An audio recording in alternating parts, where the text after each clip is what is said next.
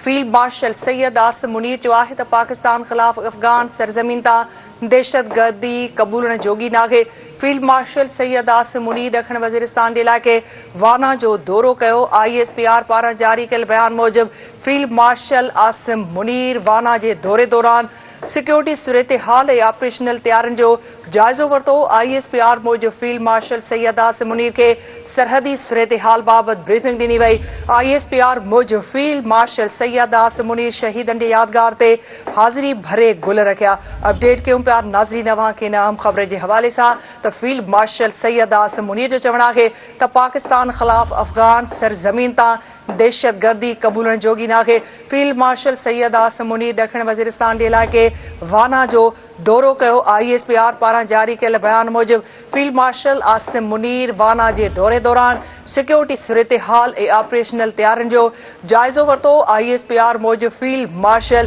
سید آصم منیر کے سرحدی صورتحال بابت بریفنگ دینی وئی ISPR موجب فیلڈ مارشل سید آصم منیر شہیدن جے یادگار تے حاضری بھرے گل رکھیا فیلڈ مارشل سید آصم منیر جو چونا ہے تا پاکستان خلاف افغان سرزمین تا دہشت گردی قبول جوگی ناگے فیلڈ مارشل سید آصم منیر ڈکھن وزیرستان ڈے علاقے وانا جو دورو کیو آگے ودیک اپڈیٹس لا رابطو کیو آگے اسلام آباد میں سینئر صحافی تجزیہ نگار صدیق ساجد صاحب جی صدیق صاحب جی بالکل فیلڈ مارشل سید آصم منیر نے آج وانا جنوبی وزیرستان کا دورہ کیا ہے اور وہاں پر ان کو جو مجموعی سیکورٹی صورتحال ہے اور مغربی سرحد کے ساتھ جو آپریشنل تیاریاں ہیں افواج پاکستان کی اس کے بارے میں آگاہ کیا گیا اور اس کے بعد پھر ان کو